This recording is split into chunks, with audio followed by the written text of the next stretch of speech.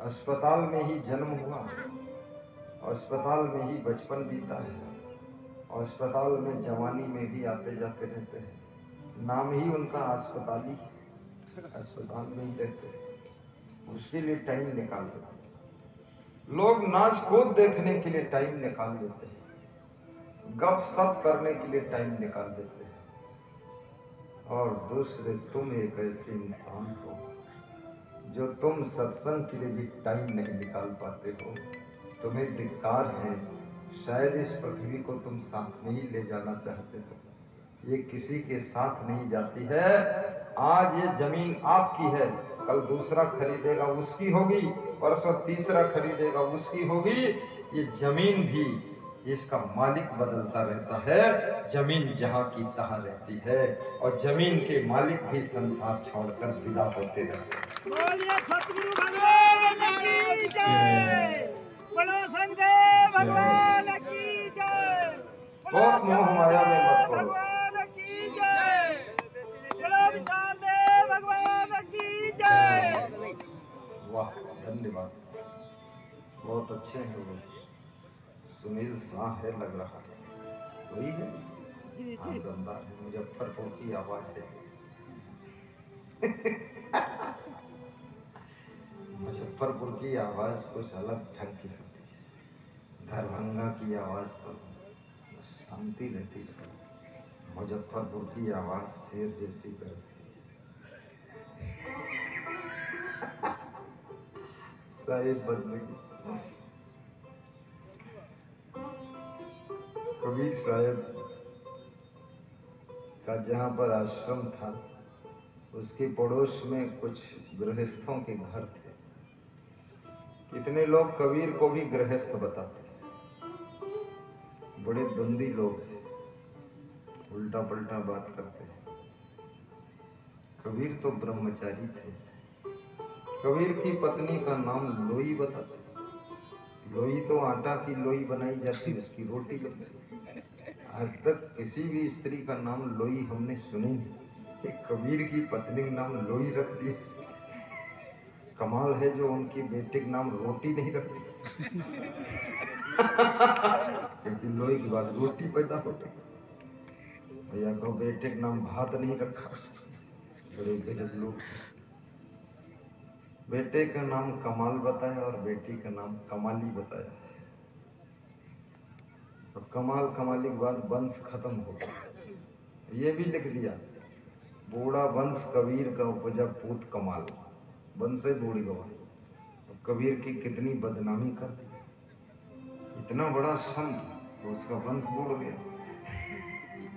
और जब उसी का वंश बूढ़ गया तो दूसरे वंश क्या बचाएगा? जब खुद का वंश बूढ़ा दिया तो इसके पास कौन जाएगा? क्योंकि खुद बूढ़ा बैठा है, डूब गया। बदनामी कर दिया। बड़े चालाक लोग। कबीर ने तो विवाह ही नहीं किया था। कबीर ऐसी सी बात कहते हैं, उनके ज्ञान को सुनो तो पता चलता है। कबीर कहते हैं, नारी निरख न देखिए, निरख न कीजिए गौर, और निरखत ही ते विश्व है मनावे कुछ और। संतों के लिए, त्यागियों के लिए कबीर साहब ने बार बार कहा है, किसी स्त्री को माँ और बहन के रूप में देखिए, और निरख कर मत देखिए टकटकी लगाकर। टकटकी लगाने को मना कर दिया, साधुओं को मना किया। जिसकी पत्नी है उसको मना नहीं किया। जिसकी पत्नी हो टकटकी लगाए, चाहे टकटका लगाए, उसको तो टकटकी लगानी पड़ेगा। कोई नहीं टकटकी लगाएगा तो फिर क्या करेगा? पत्नी टकटकी लगाए, लेकिन साधु टकटकी मत लगाए। ये जो साधु लंगोटी धारी है, ये थोड़ा टकटकी लगाना मना, टुकुर टुकुर देखना मना। कबीर साहब ने मना किया। क्यों मना किया? कबीर साहब कहते हैं, अरे तुम ब्रह्मचारी हो, वैराग्यवान हो, तुम साधु हो, तुम महान हो, तुम तपस्वी हो।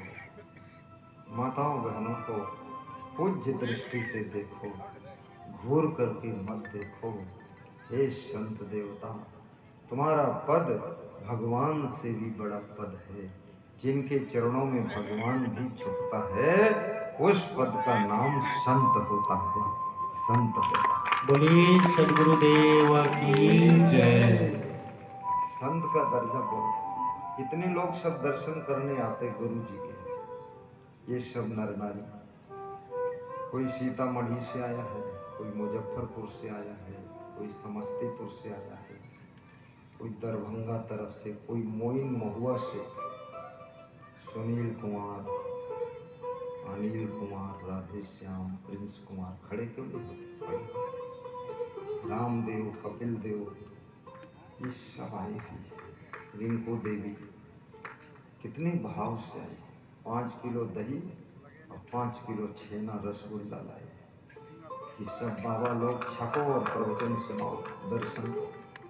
बैठो, ताली बजा दो इनके लिए।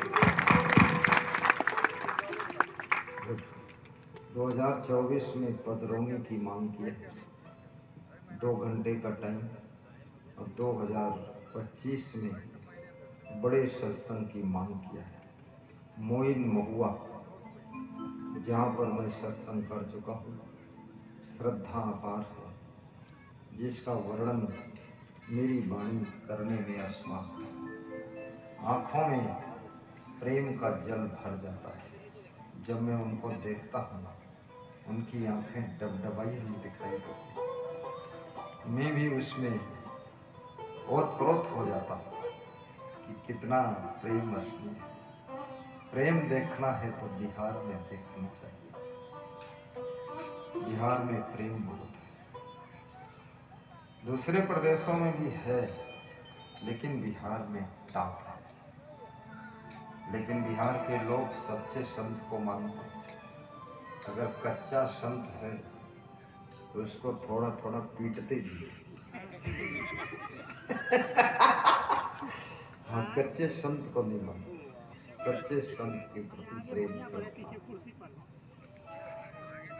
तो आगे मैं नीचे पर है ना, ऊपर कुर्सी पर। नारी निरख न देखिए, निरख न कुर्सी पर पीछे कीजिए, बैठा हूँ। और गौर पूर्वक निरख करके मत हीर है यार। देखो, मुड़ मुड़ कर मत देखो। ठीक है, ठीक माता बहन है, ठीक है। गया था पूजनी है,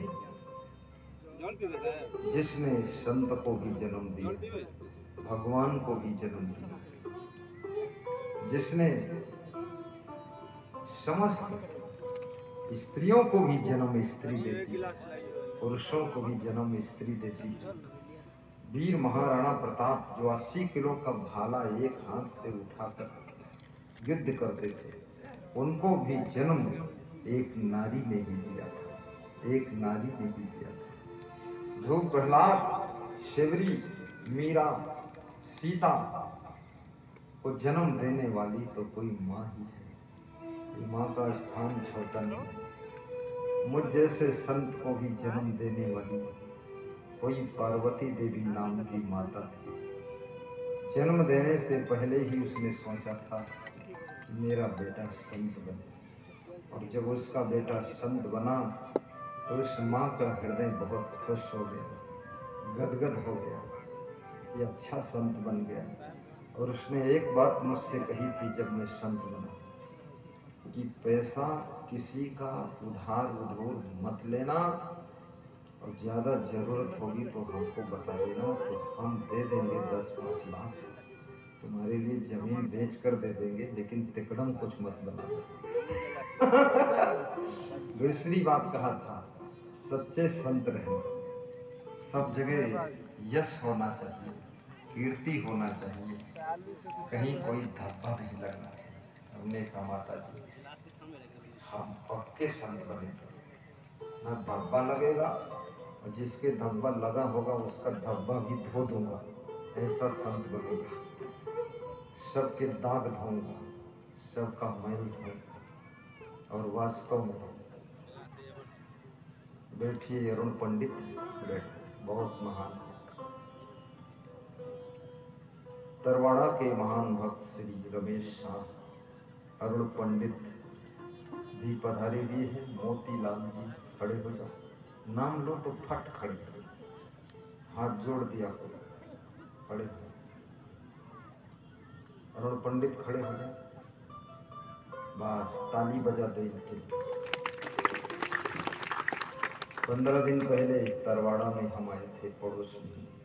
बैठो पंडित, बड़ा अच्छा लगा था वहां भी। थोड़ा थोड़ा पानी भी बरसा था। और यहाँ का मौसम तो ऐसा है, सब खेतों में भूसा पड़ा है, गेहूं गायब। और हमारे भाग्य में भूसा ही है। जितना भूसा ले जाना हो बोरम भर के ले जाओ। देखता हूँ सब पूरा साफ हो। किसानों के घर में गेहूं पहुंच गया है। और मुझे खुशी है, बिहार प्रदेश में ओलावृष्टि नहीं हुई, अतिवृष्टि नहीं हुई, अभी गेहूं खराब नहीं हुआ। और प्रदेशों में कुछ गड़बड़ हुआ है, लेकिन यहाँ नहीं। और यहाँ मैं 2 महीने से डेरा डाल दिया।